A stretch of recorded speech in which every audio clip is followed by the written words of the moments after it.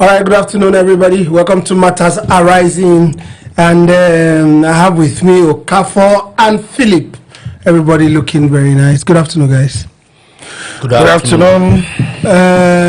We've been clamoring for a cooperative women's legislative in the House. And it's like something like that came on board as Natasha resumed sitting today.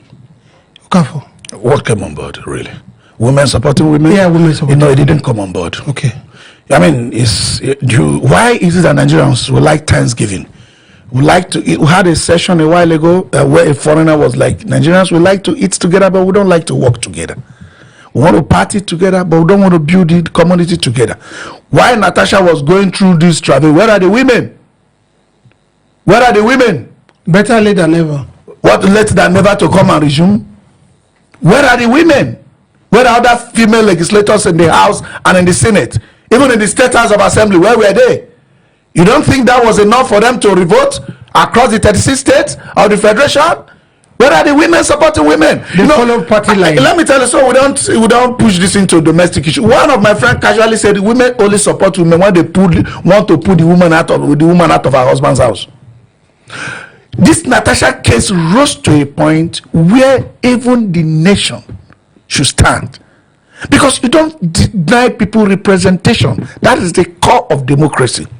Back in the days when military used to take over, the only thing that suffered is the legislature, which is the representation of the people. Because the executive is still the judiciary remains, whether you call it there's this thing they call it kangaroo? No, not necessarily kangaroo, tribunal or whatever form they exist. The judiciary still remains. No, the court was still. Yeah, even though most of their judgments were handed to them by the military, but they still exist. But not all of them. If you know, in some cases, yeah, not all of them. I said most of them. Yeah. You know, so they still exist, and the executive, of course, is the legislature, and democracy was under attack. They did nothing. So is it to resume when, I mean, let's see, we can do better. We can do better than that. Okay, but let me still put you on the spot. These women are under a political party. We have not grown to the extent that it become bipartisan. If most of the houses or state houses are controlled by the governors, I mean, it's an open secret that we all know. How can they have the gusto to leave their party and be supporting maybe somebody that is in PDP? I mean, let me tell you. So, how long would they spend to grow? It's when you decide to grow. It's the conveniences of the system that you will suffer that will define your growth. When women want to support women, they are supporting them out of convenience and comfort. All I've told you that nobody is going to sack all the women across all the legislative houses in Nigeria if they come together to stand with Natasha. But I can tell you that, I said it earlier, what Natasha suffered was simply because she's not in sync with the power that be, not simply because she was a woman. I tried to not make it a woman or sexist thing. That had happened to Senator Lindume. It has happened to Agege, but they didn't serve 6 months. It has happened. It was a court. It has happened to Dino Melaye, and it could continue once you are not standing in synchronization with them on what they want to do. It wasn't because Natasha was a woman. I will still come back to you on that matter. Now Natasha is back to the House. It looks as if what you always said, that what they needed was a political solution. It looks more of a political solution right now than of a judicial process, though cases are still in court. Very well. You see, if you look at the plenary today when Natasha resumed, what happened is that it's like things just happen naturally, normal, like nothing has ever happened. So what it means that a lot has happened behind closed door. Like what he said behind the scene, he said in the morning that no one knows the negotiation that takes place behind the scene that translate to her, resumption. Ordinarily, people will say that, sometimes professionals, like for instance, lawyers, when they speak, you think they own everything. Her lawyer was just talking all that he needed to say, as if they did the job. That if they try to stop her from entering the chamber, she should just walk in.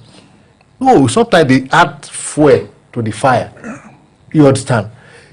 What has happened today, it is not what has happened behind the scenes. It's beyond what meets the ordinary eye. Because if ordinary, somebody who said, made the statement, said she has served out her suspension, has Natasha admitted to the fact that her suspension is legal?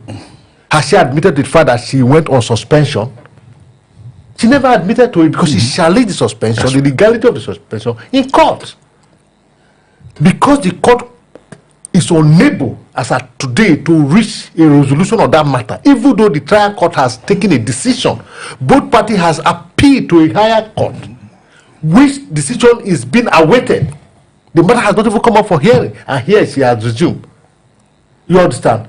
So it shows clearly that a lot happened behind the scene, and that is what we call the political solution, the give and take. Like he asked a question in our morning session, that the seat, which is the basis of the quarrel, that she was asked to sit, who was that seat meant for? Was it for a senator or for another person or another Nigerian? If we were to be senator, what was the problem? There were no mic and all that. Were there not procedure to follow in the house?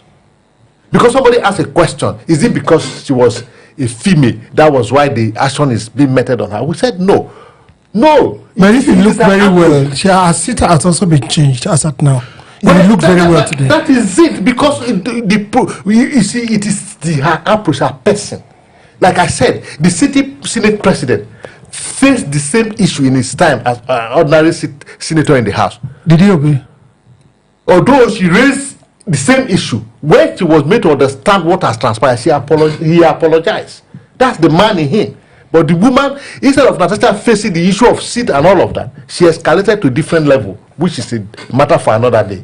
So, but thank God, they have come to their senses and they have decided to let sleepy dogs lie. We're happy to have her back. We're happy for the Kogi Central District. Their voice cannot be heard, and we're also happy as Nigeria that have. But you didn't speak on number one, the legality of the suspension. One. Yes. Then also on the court ruling.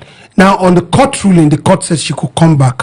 Though I heard you say that, of course, both of them have gone on appeal. Yes. But on the legality of her suspension, should we continue? It's still in contention. You see why I can't speak on it? It's subject. Yes. No,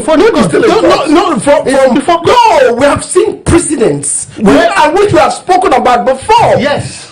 Those precedents, they are already determined. So it's already determined. And those one you can speak on them, but this is top Judice. No, I'm not talking about. You see, based on past precedents. Oh, if you say so, I said it here. Look, the court has said in the electoral authority that a suspension of a lawmaker is illegal. If you must suspend a lawmaker according to your rule, it shouldn't be more than 14 working days. So, what are doing? But this particular one is before a court of law. But now that they've applied political solution, it's no longer relevant. You see, what you have to understand is that when two warring factions that had approached the court decide to sheath their sword, the judge cannot say no, the case must continue. Exactly. The court will say, but we need academic. No, it's not academic. No. They didn't go there for your interest.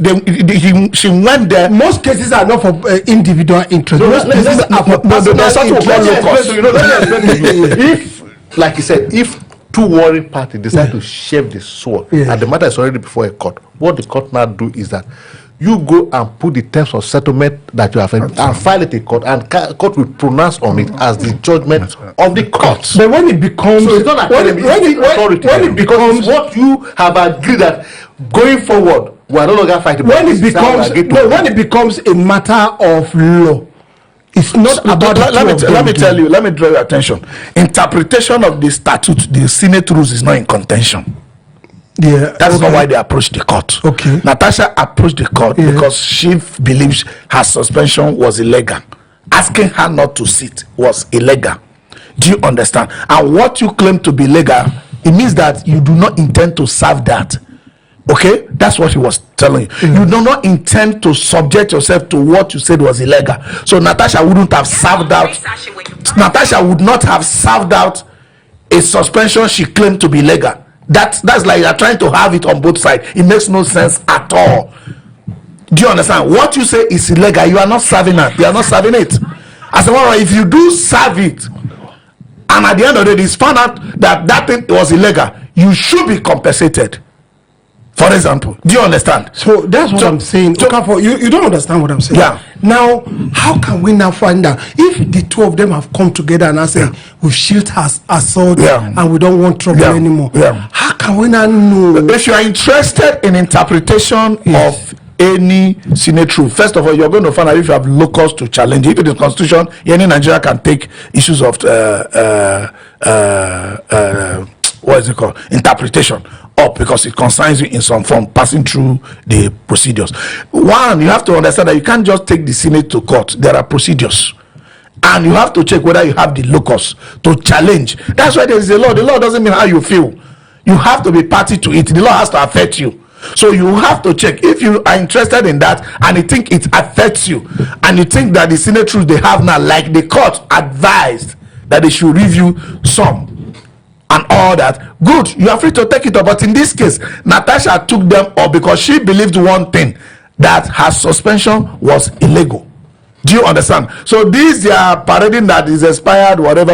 I can authoritatively tell you that what her resuming plenary today was a political solution.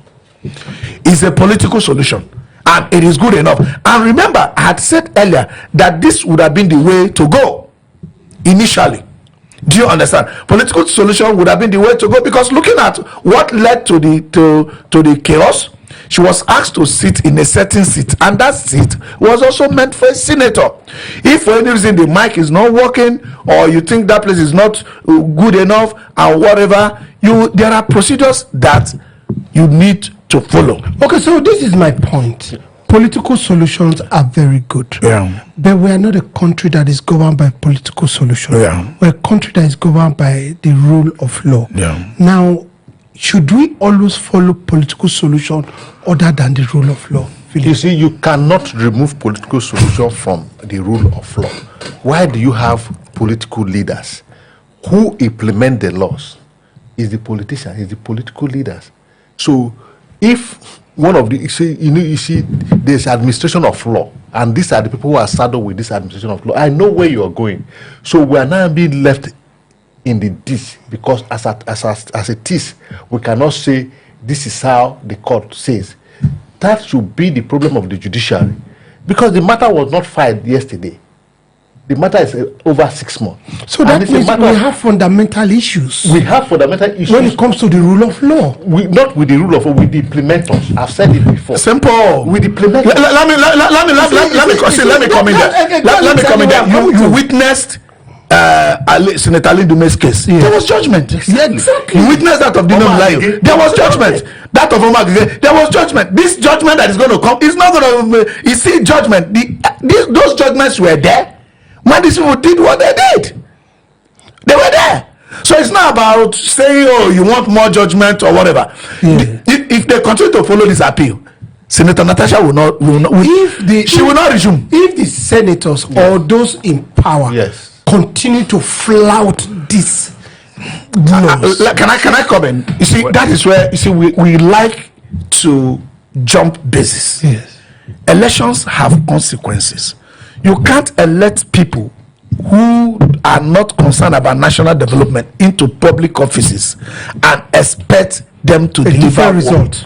You are not going to get that. You can't elect gangsters into public offices and expect a different result. They know. Do you know there are people that go to court not because they have injury, simply to delay the process, simply to truncate the process, manipulate it. Simple. These people care not about national development. They don't have a national milestone. All they have is their personal milestone, forgetting that they can sleep today and not wake up. They can even be awake and die. They don't think that way. They are not concerned about Nigeria.